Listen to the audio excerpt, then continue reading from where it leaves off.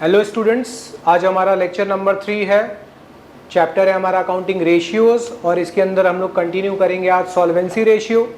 तो solvency ratio क्या होता है ये थ्योरेटिकल क्लास में कवर कर चुके हैं। अब सॉल्वेंसी रेशियो कितने टाइप का है वो सारे रेशियोज को हम लोग इंडिविजुअली डिस्कस करेंगे and this is our lecture number 3। तो सबसे पहले इसके अंदर जो रेशियो आता है वो है डेट इक्विटी रेशियो। और डेट इक्विटी रेशियो क्या करता है, शो करता है relationship between long term borrowings and share holders fund. Long term borrowings और शेयर होल्डर फंड्स के बीच में रिलेशन कौन दिखा रहा है, कौन सा रेशियो, डेट इक्विटी रेशियो। तो डेट इक्विटी रेशियो में नाम में देखो formula debt equity, formula is debt by equity. Now you must know कि डेट में क्या क्या आता है और इक्विटी में क्या क्या आता है। तो डेट मतलब है बेसिकली जितना भी लॉन्ग टर्म लोन्स है, लॉन्ग टर्म डेट्स है, वो यहां कंसीडर करते हैं। और लॉन्ग टर्म डेट्स में क्या क्या आता है, long term boring and long term provisions. वो सारा लाइबिलिटीज जो मुझे साल भर के बाद पे करना है, that is our long term boring उधार। एंड लॉन्ग टर्म प्रोविजन जो पेमेंट हमको वही एक साल बाद करना पड़ेगा, प्रोविजन जो लंबे समय के लिए बना हुआ है। Now come on equity. What is equity? Equity means share holders fund या नेट वर्थ। कंपनी का एक्चुअल में कीमत क्या है, दैट इज नेट वर्थ। तो वी मस्ट ऑल्सो नो कि what constitutes share holders fund. तो याद रखेंगे कि शेयर होल्डर जो फंड है वो दो चीज से बना है। शेयर होल्डर फंड का मतलब होता है share capital plus reserves and surplus. Balance sheet का प्रोफॉर्मा हम लोग को पता है, कंपनी का बैलेंस शीट हम लोग डिस्कस कर लिए हैं। Share capital plus reserves and surplus. अब शेयर कैपिटल के अंदर भी दो पार्ट है। कौन कौन सा शेयर होता है भाई, इक्विटी शेयर कैपिटल और प्रेफरेंस शेयर कैपिटल। और रिजर्व्स एंड सरप्लस के अंदर क्या क्या आइटम आता है, सिक्योरिटीज प्रीमियम आता है, कैपिटल रिजर्व आता है, जनरल रिजर्व आता है और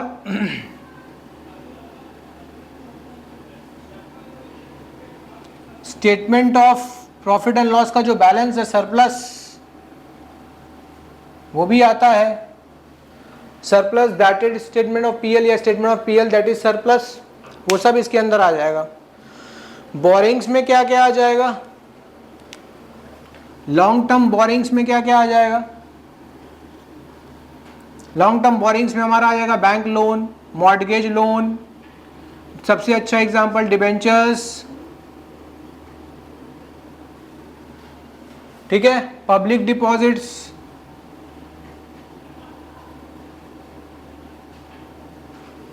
ये सब लॉन्ग टर्म लोन में आएगा।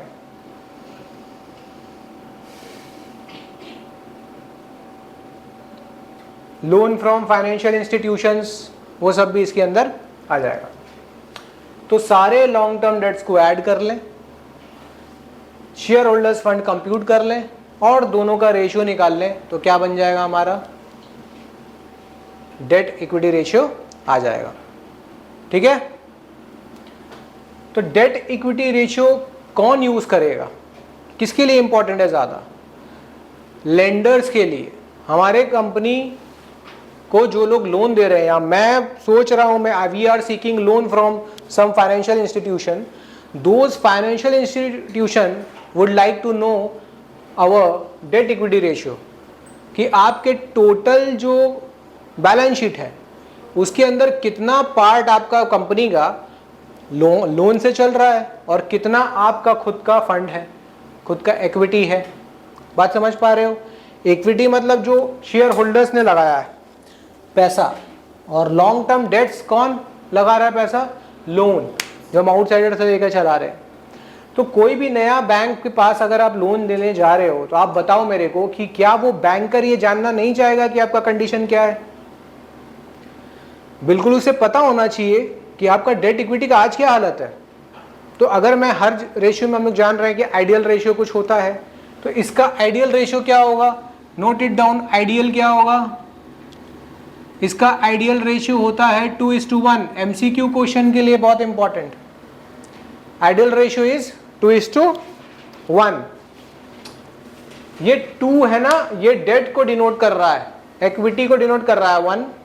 It means your debt, if your debt, long term debt is twice of your equity, it is good, अच्छा माना जाता है, इसको कोई बुराई नहीं है, फेवरेबल है, इट्स फाइन। लेकिन अगर इससे हायर होगा तो डेंजरस सिचुएशन हो जाएगा। क्या ध्यान रखना है, if your debt equity is more than 2:1 तो ये अच्छा सिचुएशन नहीं दिखा रहा, इट शोज डेंजरस सिचुएशन। आपका कंपनी ज्यादा लोन पर चल रहा है, लेंडर्स आपके डेट इक्विटी को 2:1 से अगर ज्यादा होगा तो आपको लेंड करने में कोई इंटरेस्ट नहीं दिखाने वाले, क्योंकि उसको पता है आपके पास ऑलरेडी भार है डबल आपके इक्विटी का। तो कंपनी को अलर्ट हो जाना है अगर मेरा ये रेशियो मोर देन 2:1 है तो इफ मोर लिख लेंगे याद रखने के लिए, इफ मोर टर्म याद रखना है डेंजर, और you can write it is not favourable. Date equity ratio more than 2:1 is not favourable. Is it clear? What if it is less than 2:1? अगर 2:1 से कम है हमारा ratio, then it provides a security to lenders. जो भी long term lenders है they will be secure कि भैया डेट इतना ज़्यादा नहीं है, इक्विटी के कंपैरिजन में डेट डबल से कम है, लेकिन डबल से ज़्यादा बिल्कुल नहीं होना चाहिए, कम चल जाएगा, लेंडर सिक्योर रहेगा, चलो ठीक है कर सकते हैं, लोन दे सकते हैं। लेकिन इससे ज़्यादा होना तो कंपनी को भी अलर्ट हो जाना है, और लेंडर तो ऐसे ही टेंशन में रहेगा। टेंशन इन द सेंस वो देगा ही नहीं आपको, पहला बात वो इंटरेस्ट ही नहीं दिखाएगा आपको ज़्यादा मतलब लोन देने के लिए। समझ में आ रहा है? तो इसको कंट्रोल करना क्यों ज़रूरी है ये भी समझ गए। अगर आप सीख कर रहे हैं, if you want loan for your business from lenders outsiders, you will have to keep your debt equity ratio in check. सही रेशियो होना चाहिए, आइडल रेशियो होना चाहिए, या इससे थोड़ा कम भी चलेगा, लेकिन इससे ज़्यादा नहीं होना चाहिए। क्या ये चीज़ क्लियर हो गया आप लोगों को? ठीक है ना? तो आगे करेंगे रेशियो नेक्स्ट, या इसके ऊपर सम्स करें? पहले कर लेते हैं सारा रेशियो समझ लेते हैं, फिर सम्स करते हैं। अब हम लोग करेंगे सेकंड रेशियो जो हमारे सॉल्वेंसी को दिखाता है, वो है total asset to debt ratio. लिखिए total asset to debt ratio. Formula again आपके नाम में ही है, formula is total assets divided by long term debts. Total asset में क्या क्या आएगा? Tangible intangible assets plus current assets, सारा टोटल एसेट माने ये सब आने वाला है, और लॉन्ग टर्म डेट्स अपने को पता ही है। तो ये क्या दिखा रहा है भाई? ये भी एक वेरिएशन है डेट इक्विटी रेशियो का। Total asset to debt ratio भी एक वेरिएशन है डेट इक्विटी रेशियो का ही। इसमें मुझे ये बताया जा रहा है कि आपका रिलेशनशिप दिखाया जा रहा है टोटल एसेट और लॉन्ग टर्म डेट के बीच। इसका मतलब हमें ये पता चल जाएगा कि कितना टोटल एसेट या डेट हमारा कितने टोटल एसेट से कवर हुआ है, या एसेट्स का कितना पार्ट हमने लोन लेके डाला हुआ है। समझ में आ रहा है? तो इसके अंदर क्या ध्यान रखना है? हायर द रेशियो, क्या पॉइंट याद रखना है? Higher the ratio better the situation. Ratio जितना ज्यादा होगा उतना बढ़िया होगा। कैसे? मान लीजिए रेशियो निकल के आ रहा है 3:1, इसका मतलब हमारा total assets long term dates से 3 गुना ज़्यादा है, इट्स बेटर। और अगर ये रेशियो हो गया 1:1, देन वेरी डेंजरस पार्ट कि लॉन्ग टर्म डेट सारा एसेट्स बेच देंगे तो जाके अपना लॉन्ग टर्म बिकेगा, मतलब लॉन्ग टर्म डेट कवर होगा। ठीक, तो लॉन्ग टर्म देने जाएं तो पूरा का पूरा एसेट खाली हो जाएगा, कंडीशन बहुत ख़राब है। तो जो भी लॉन्ग टर्म लेंडर्स है वो हायर रेशियो प्रीफर करेगा compare to lower, lower is not good indicator. ठीक है, तो क्या याद रखना है, this is just a variation to debt equity ratio. तो इसके अंदर मुझे कुछ मेंशन नहीं करना, टोटल एसेट्स क्या है वी ऑल नो, आपको सारा total assets divided by long term dates करना है जो अभी पहले कर चुके हैं। सेकेंड वाला रेशियो क्लियर है, ठीक है। अब मूव ऑन करेंगे नेक्स्ट रेशियो में। थर्ड रेशियो जो हमारा है वो क्या है, प्रोप्राइटरी रेशियो। प्रोप्राइटरी रेशियो का फॉर्मूला है share holders fund by total assets. Share holders fund by, share holders fund की जगह अगर प्रोप्राइटर्स फंड लिखा हुआ है तो भी मतलब सेम ही होता है। शेयर होल्डर फंड क्या होता है आपको पता लग गया, क्या होता है, reserves and surplus. Total asset हमको पता है सारा, टेंजेबल और इनटेंजेबल कंप्लीट मिला देंगे, नॉन करेंट, इसको ऐसे बोलेंगे non current and current assets, दो सब जोड़ देंगे तो आ जाएगा टोटल एसेट्स।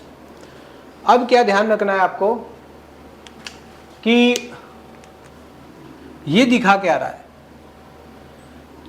कितना पार्ट टोटल एसेट्स का है जो फंड शेयर होल्डर्स का लगा हुआ है, ओनर का कितना फंड लगा हुआ है टोटल एसेट्स में।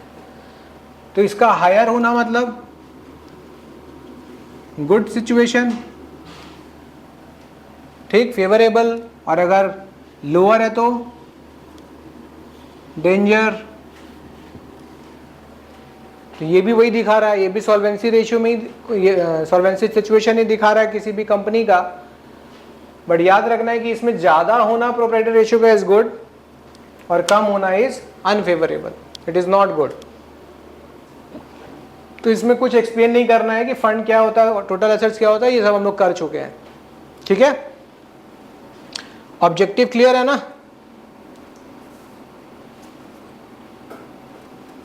अगर लोअर है हमारा प्रोप्राइटरी रेशियो तो मार्जिन ऑफ सेफ्टी जो है वो हमारा कम हो जाता है, कम सेफ्टी लिख रहे danger.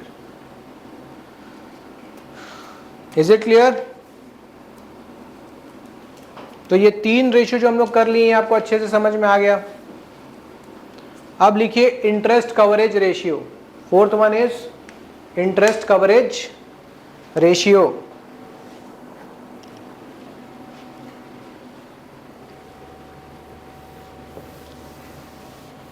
Interest coverage ratio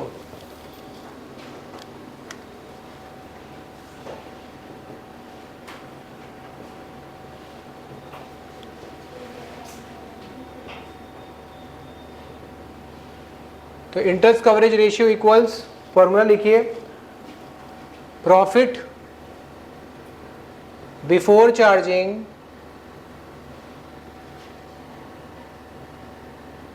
interest and tax, PBIT भी बोलते हैं इसको, पीबीआईटी या ईबीआईटी,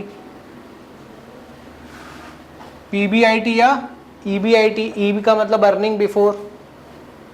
ठीक है, तो किसकी जगह आप क्या लिख सकते हैं, ईबीआईटी भी लिख सकते हैं, earning before interest and tax divided by fixed interest charges, fixed interest. ये फिक्स इंटरेस्ट चार्जेस क्या है बताओ तो, फिक्स अमाउंट ऑफ इंटरेस्ट किस किस चीज पर देते हैं हम लोग, डिबेंचर्स पे, लोन पे।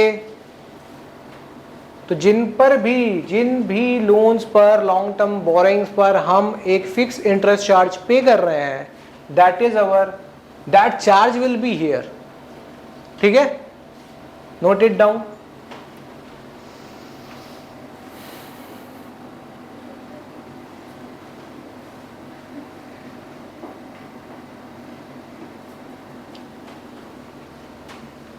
अब मुझे ये पता चलेगा, इससे क्या पता चलता है कि हमारा जो हम फिक्स इंटरेस्ट चार्ज दे रहे हैं वो हमारे प्रॉफिट से कितना कवर्ड है। ठीक है, इसके अंदर भी क्या ध्यान रखना है, higher better, lower not favourable या अनफेवरेबल या unsafe. These are the terms, negative connotations use करते हैं। क्या मतलब है, इसको ऐसे समझने का कोशिश करो।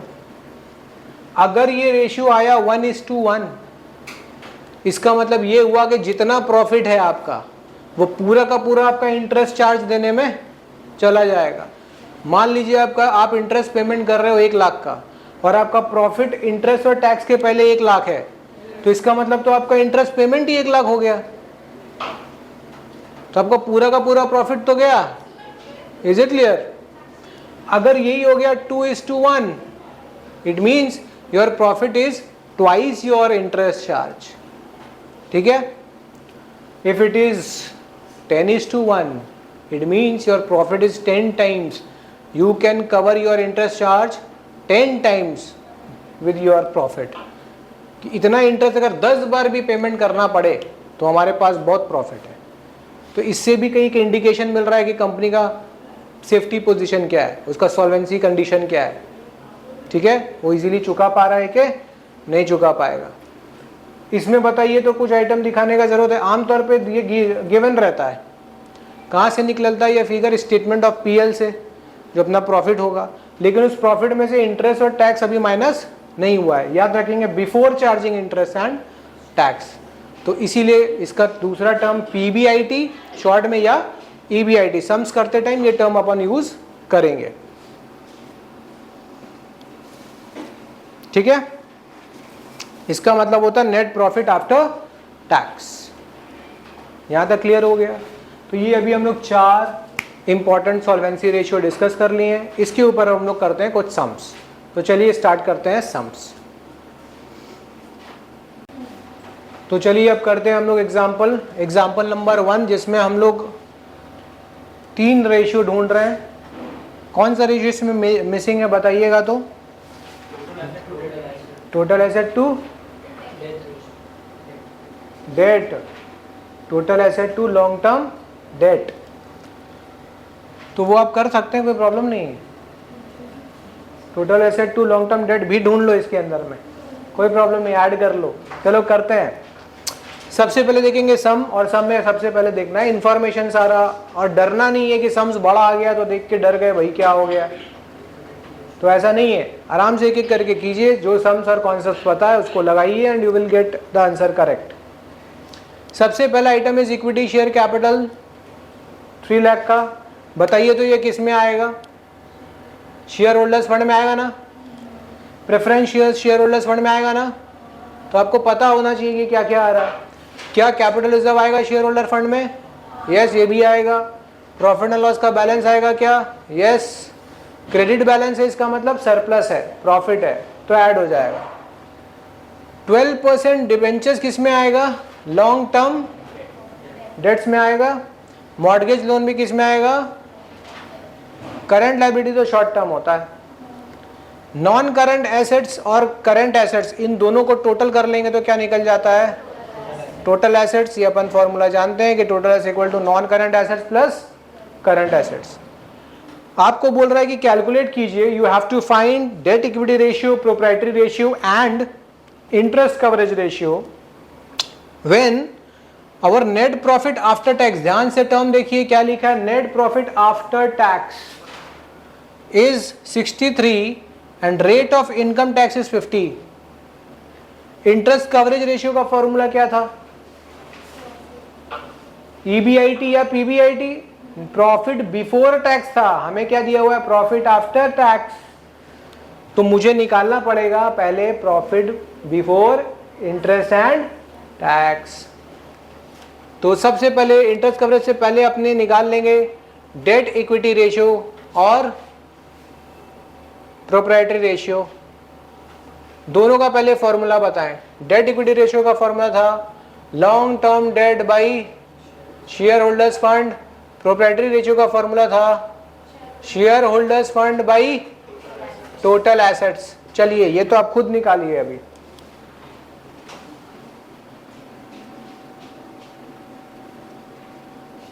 Do it yourself. Long term date में आपको पता है क्या क्या आ रहा है? 150 और 50, तो आप लिख लीजिए divided by share holders fund में क्या आ रहा है, चारों का टोटल कीजिए।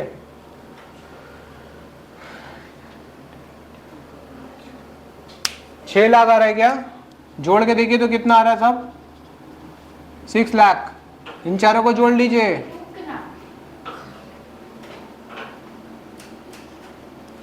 इन सारे को जोड़ के कितना आ रहा है, 6 लाख।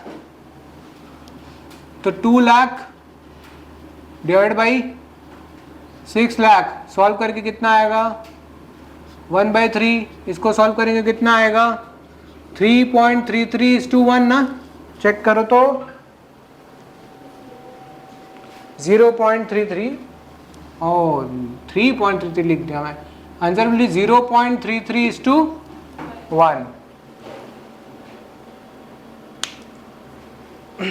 तो सिंपल सा चीज है, सम्स इतना बड़ा देखकर कंफ्यूज और नर्वस नहीं होना है। जो आप सीखे हैं बस उसको लगाना है और आपका आंसर आ जाएगा। तो मेरा डेट इक्विटी रेशियो आ गया 0.33:1। तो बताइए कैसा है रेशियो, ठीक ही है।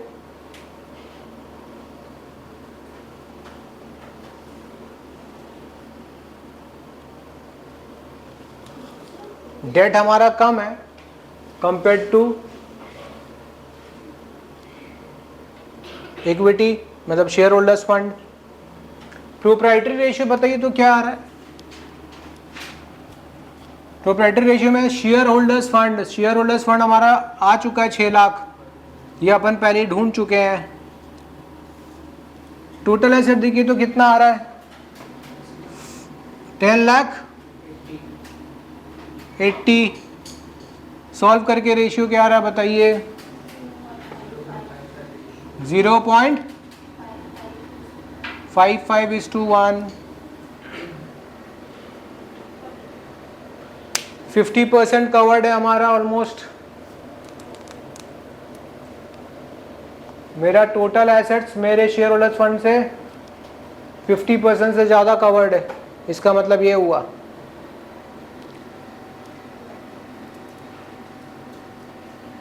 इसको आप परसेंटेज में भी दिखा सकते हैं। इसको परसेंटेज में दिखाइए तो कितना आ रहा है प्रोप्राइटरी रेशियो, परसेंटेज में दिखाओ, 0.56% इंटू 100 कर दो ना, 6 lakh divided by 10 lakh 80,000 into 100 percentage में निकालो।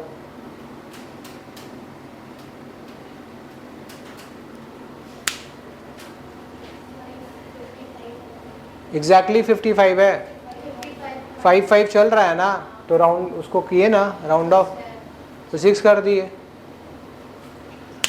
इसका मतलब ये हुआ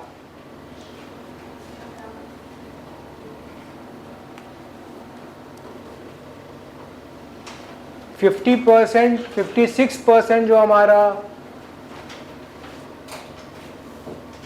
शेयर होल्डर्स या टोटल एसेट्स है वो शेयर होल्डर फंड से बना हुआ है, मतलब हमारे शेयर होल्डर्स का पैसा उसमें लगा हुआ है।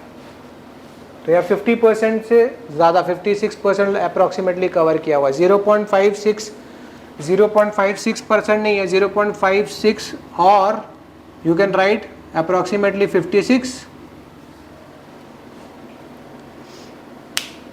और आप चाहो तो इसको एग्जैक्टली दिखा सकते हो, इतना राउंड ऑफ नहीं करना, आप इसको दिखा सकते हो। आपका ऐसा कुछ आंसर आया था 55.56 और इसको आप ऐसे दिखा सकते हो 556, तो एक्चुअल में 55.56% हो गया। अब जो रेशियो करने वाले हैं वो बहुत इंटरेस्टिंग है, इंटरेस्ट कवरेज रेशियो। और इंटरेस्ट कवरेज रेशियो में आपको बताऊं कि ये टाइम्स में निकालना होगा।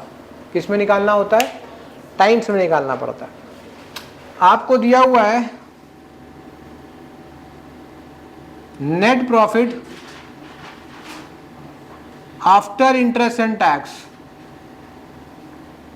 कितना है, 63,000, और अपने को ये बता दिया है कि अपना टैक्स का अमाउंट कितना है।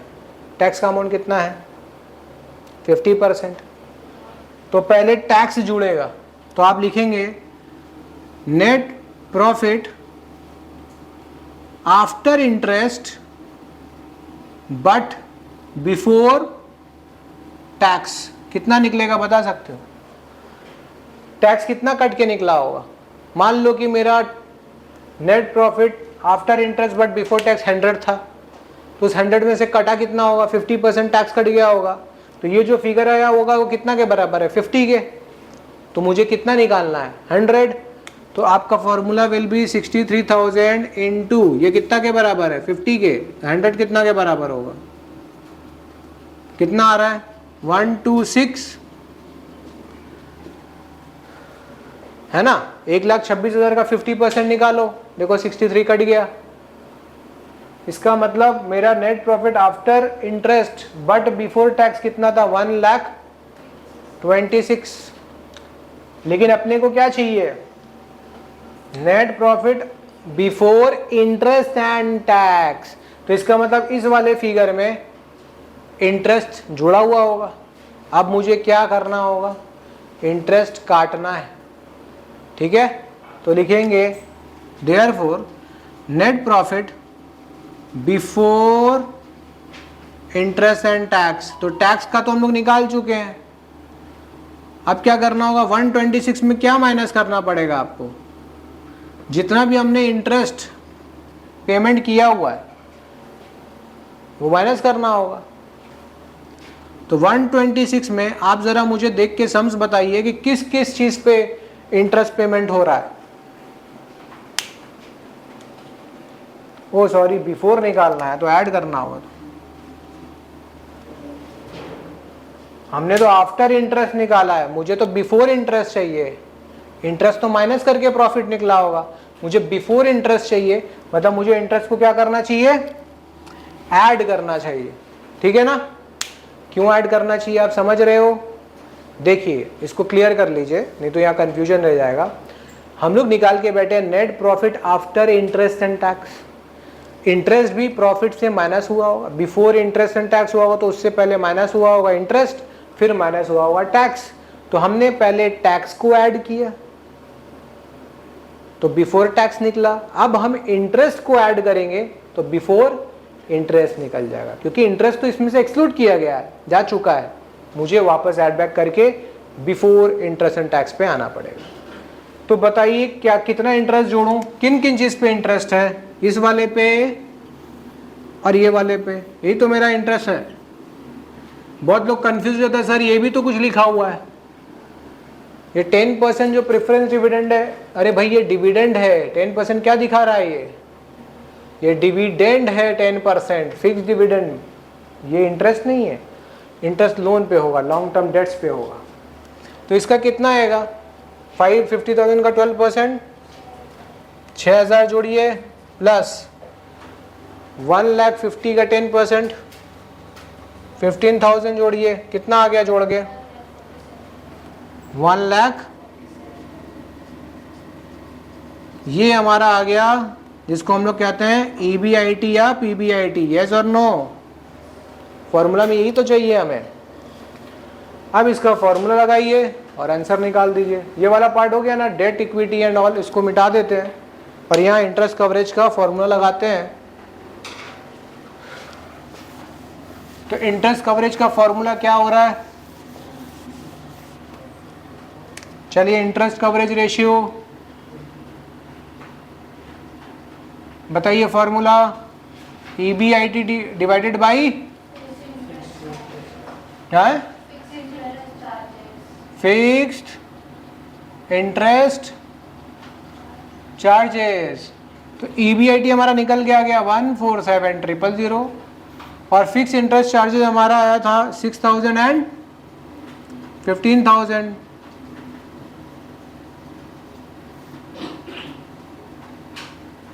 जो आएगा उतना times answer.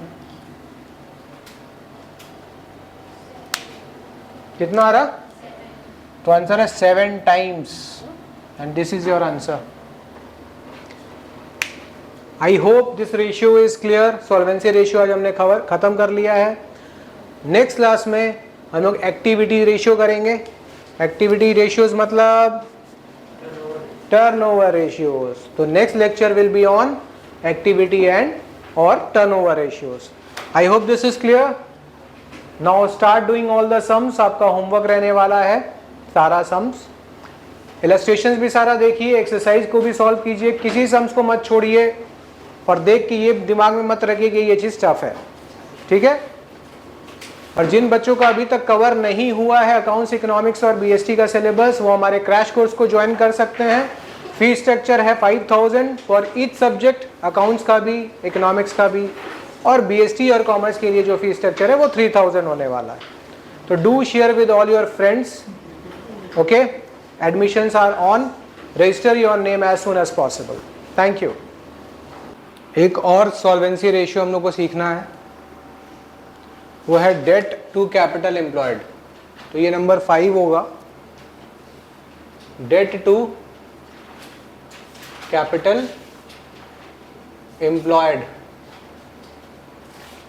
Long term solvency का इंडिकेटर ये भी है, ये भी सॉल्वेंसी रेशियो में ही आएगा।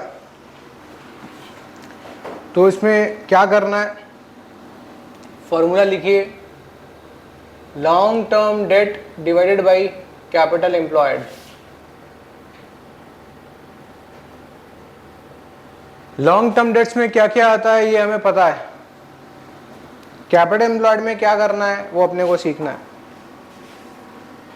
ठीक है। लॉन्ग टर्म डेट में क्या क्या आता है, long term borrowings and long term provisions. और हमें ये पता है कि लॉन्ग टर्म बोरिंग्स क्या होता है, जो भी बोरोइंग पेबल है after 12 month from the date of balance sheet, और जो भी प्रोविजन 12 महीने से ज़्यादा का है वो सब क्या बन जाता है,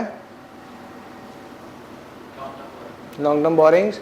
तो जैसे एग्जांपल तुम देखो कि प्रोविजन फॉर एम्प्लॉयज़ बेनिफिट्स, ये सब प्रोविजन है, ये सब लॉन्ग टर्म होगा। Gratuity, provision for gratuity, provision for earned leave, ये लास्ट हम लोग क्लास में किए थे।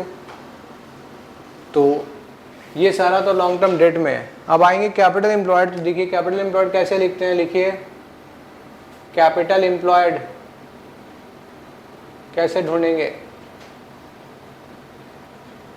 ये आपको आगे भी काफ़ी काम आने वाला है, ठीक है। जब शेयर्स वगैरह करेंगे आगे, ग्रेजुएशन में जाएंगे, सीए में जाएंगे, तो कैपिटल एम्प्लॉयड का काफ़ी यूज़ है। तो इसको कैसे ढूंढते हैं, दो अप्रोच है इसका, दो मेथड है ढूंढने का, एक लायबिलिटी साइड से और एक एसेट साइड से। तो दो तरीके से ढूंढ सकते हैं, एक है फर्स्ट मेथड जिसको हम बोलेंगे कहाँ से ढूंढेंगे अपन, लायबिलिटी साइड को यूज़ करेंगे, और सेकंड मेथड में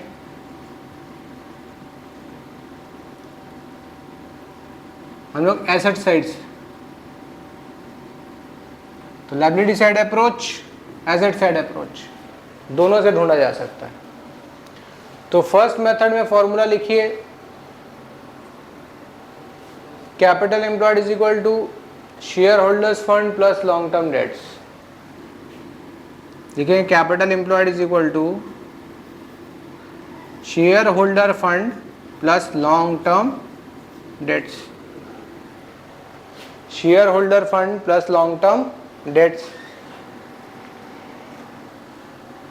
तो शेयर होल्डर फंड के अंदर क्या क्या है हम लोग ऑलरेडी जान चुके, क्या क्या आता है, share capital plus reserves and surplus. Share capital में क्या क्या आता है, इक्विटी एंड प्रेफरेंस शेयर्स। और लॉन्ग टर्म डेट्स में क्या क्या आता है ये आपको पता लग गया, पता ही है, long term borrowings and long term provisions. few items are to be deducted from this to arrive at capital employed. तो लिख लो items to be deducted,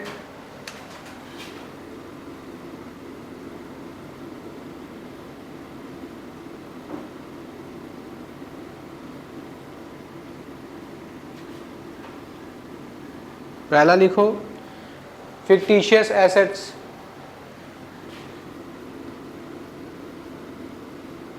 fictitious assets जैसे क्या, एडवर्टीजमेंट सस्पेंस, ठीक है। और नॉन ट्रेड इन्वेस्टमेंट्स,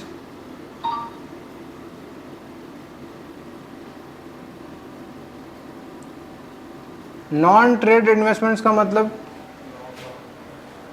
कि हम इसको खरीद के बेचने के लिए नहीं लिया गया है कि हम खरीदेंगे और इसको जल्दी प्रॉफिट में बेच देंगे।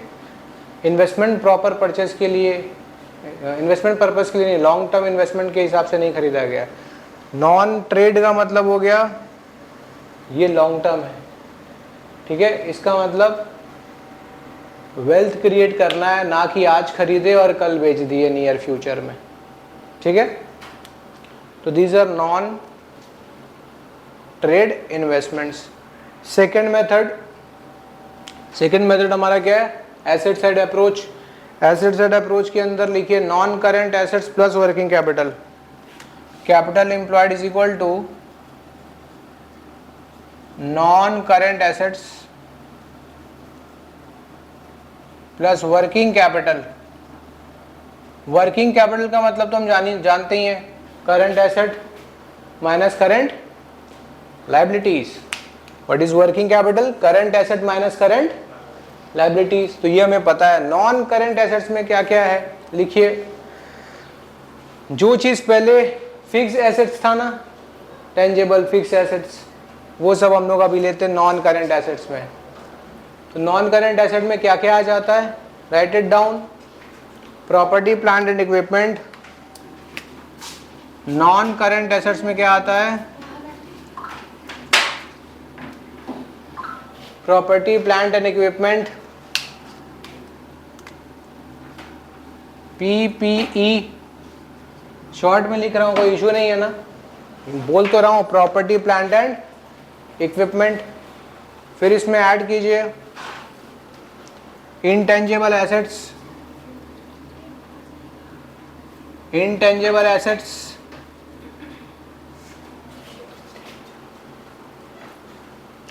Intangible assets plus non current investment.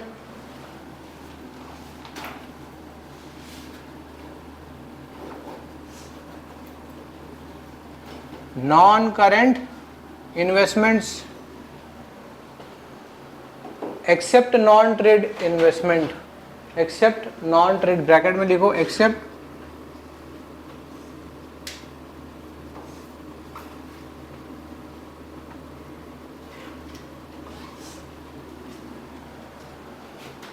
Plus long term loans and advances. Plus long term loans and advances.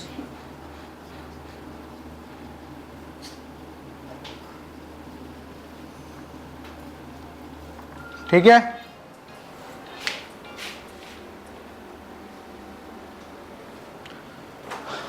Plus long term loans and advances. Clear हो गया। वर्किंग कैपिटल में क्या आता है, अगेन राइट इट डाउन। ऐसे हम लोग सीख चुके हैं, आप फिर से लिख सकते हैं कि working capital is equal to current asset minus current liabilities. तो आप लोग बताएंगे करंट लायबिलिटीज में, एसेट्स में क्या क्या आता है। लास्ट क्लास हम लोग कर चुके हैं, आप लोग बताइए करंट लायबिलिटीज में क्या क्या आता है, या करंट एसेट्स में। पहले बताइए करंट एसेट्स में क्या क्या आता है। करंट इन्वेंट्रीज मतलब स्टॉक, जिसमें हम लोग लूज टूल्स वगैरह को इंक्लूड कर लेंगे, स्टोर स्पेयर पार्ट्स भी इंक्लूड हो जाएगा। करंट इन्वेस्टमेंट्स आ जाएगा, ट्रेड रिसीवेबल आ जाएगा, कैश एंड कैश इक्विवेलेंट सारा, short term provisions, loans, advances सारा, और बाकी सारा अदर करंट एसेट्स इसके अंदर आ जाएगा। ठीक है। कुछ बातों का ध्यान रखना है। नॉन करंट इन्वेस्टमेंट्स के बारे में अगर कुछ स्पेशली बोला नहीं गया है तो हम उसको ट्रेड इन्वेस्टमेंट्स ही मानेंगे। Non current investment, CBSE students को इस बात का ध्यान रखना है कि नॉन करंट इन्वेस्टमेंट अगर बोल के रखा गया है तो आप उसको क्या मानेंगे, ट्रेड इन्वेस्टमेंट ही मानेंगे। क्या मानेंगे, ट्रेड इन्वेस्टमेंट। तो इसको इंक्लूड कर देंगे एसेट्स में, जब भी कैपिटल एम्प्लॉयड निकालेंगे तो इसको इंक्लूड कर दिया जाना चाहिए। ठीक है। इसका ऑब्जेक्टिव क्या है रेशियो का, टोटल कैपिटल एम्प्लॉयड से हम कंपेयर कर रहे हैं, रिलेशन स्टैब्लिश कर रहे हैं लॉन्ग टर्म डेट्स का, किससे, टोटल कैपिटल एम्प्लॉयड से। ठीक है ना। इससे पता चलता है कि लॉन्ग टर्म फाइनेंशियल साउंडनेस कैसा है किसी भी बिजनेस का, एंटरप्राइज का, कंपनी का। ठीक है,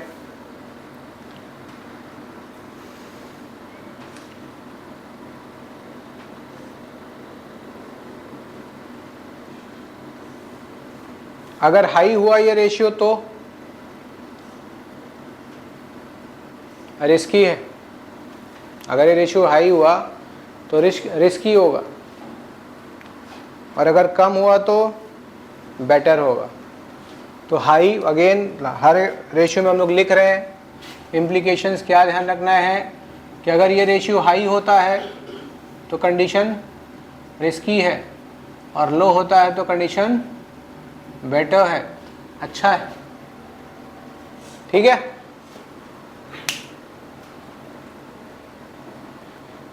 क्या इसके ऊपर सम्स किया जाए? एक सम्स कर लेते हैं।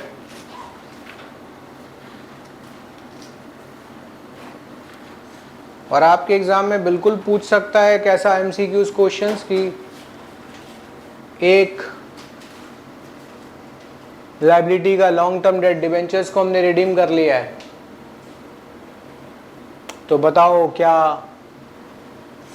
इफेक्ट आएगा मेरे डेट टू कैपिटल एम्प्लॉयड में, डेट टू कैपिटल एम्प्लॉयड में। ठीक है, तो ये आपको बताना है, ये बेटर होगा, ये रिस्की मैटर है। कमेंट करने भी पूछ सकता है, अगर सम्स आया तो comment on the long term solvency of the company, तो उस पर आप कमेंट कर सकते हैं। और कैपिटल एम्प्लॉयड के लिए हमेशा याद रखेंगे कि किसी भी मेथड से अगर आप निकाल रहे हो तो कैपिटल एम्प्लॉयड दोनों मेथड में सेम होना चाहिए। लायबिलिटी साइड मेथड से जो कैपिटल एम्प्लॉयड का वैल्यू आएगा, you will get the same value if you compute it by using asset side approach. ठीक है, दोनों ही सिचुएशन में कैपिटल एम्प्लॉयड का वैल्यू सेम आएगा। ठीक है ना,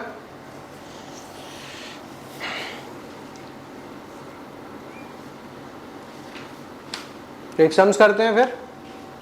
तो यहां पर आप देख पा रहे हैं कि आपको कहा गया है कि कैलकुलेट कीजिए debt to capital employed, following information are given. 8% long term borrowing 8,80,000 का, PPE property plant and equipment 10 lakh rupees का है, गुडविल 50,000 रुपीस का है, ट्रेड इन्वेस्टमेंट है 1 लाख का, नॉन ट्रेड इन्वेस्टमेंट है 120, इन्वेंट्री के अंदर लूज टूल्स है 4 लाख, तो यहाँ पे इंक्लूड करना है 4 लाख पूरा लेना होगा, माइनस नहीं करना है 20। Cash and cash equivalent current asset होता है, ट्रेड पेबल करंट लायबिलिटी होता है। तो अब आप क्या करोगे, सबसे पहले अपना लॉन्ग टर्म डेट्स ढूंढिए। चलिए लॉन्ग टर्म डेट में क्या क्या आ रहा है बताइए।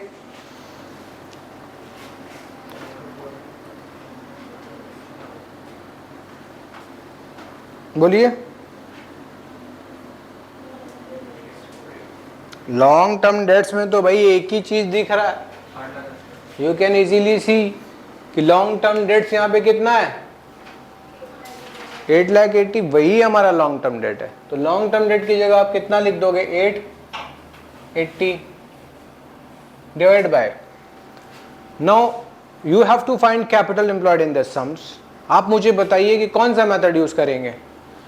By going through the information given, we can see that share capital is missing. If it is missing, reserves and surplus is missing and share capital is missing, you can't use this first method, that is liability side approach. You can't use this because this will require shareholders fund and there is no information given in this sum regarding share capital और reserve and surplus. Reserve surplus दिया होता और फिर भी if capital share capital is missing तो भी आप नहीं लगा पाते। इसका मतलब इस सम में ये मेथड नहीं लगेगा। कौन सा मेथड लगेगा? You can use asset side approach to find capital employed. So capital employed means non current assets. How will you find it? It is the sum of non current assets and working capital. Now check, इसमें से कौन कौन सा item है जो non current है? Check it, tell me. लिखते जाइए, एक एक करके देखते जाइए। पहला लिखिए प्रॉपर्टी प्लांट इक्विपमेंट, आएगा ना, प्रॉपर्टी प्लांट इक्विपमेंट आ जाएगा नॉन करेंट एसेट में। एक ये आ गया। आप लोगों को बताए थे कि यहां पर जो भी मेरा इनटेंजिबल एसेट्स होगा वो भी वैल्यूएबल होता है और वो आता है यहां पर। तो आपको क्या ऐड करना होगा, गुडविल आएगा ना, इसको भी लेना पड़ेगा। ठीक है, और बताइए, ट्रेड इन्वेस्टमेंट को भी इंक्लूड कर लेना है।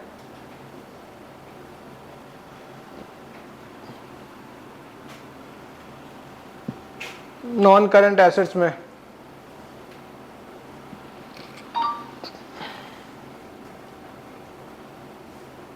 तो ये सब का टोटल कर लीजिए तो निकल जाएगा नॉन करंट एसेट 11,50,000, तो 11,50,000 आ गया।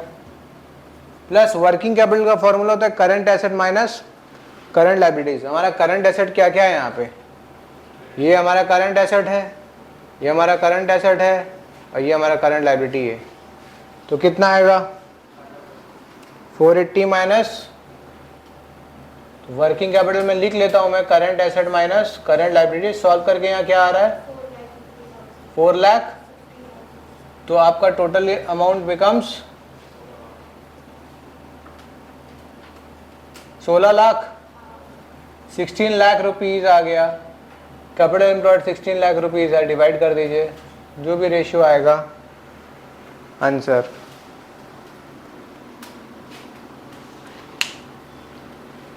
ठीक है,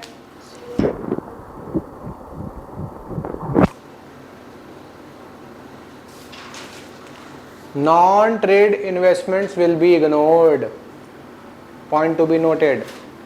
नॉन ट्रेड इन्वेस्टमेंट्स दिया तो है, इसको आपको कैपिटल एम्प्लॉयड निकालते टाइम क्या करना है, इग्नोर्ड, नहीं लेना।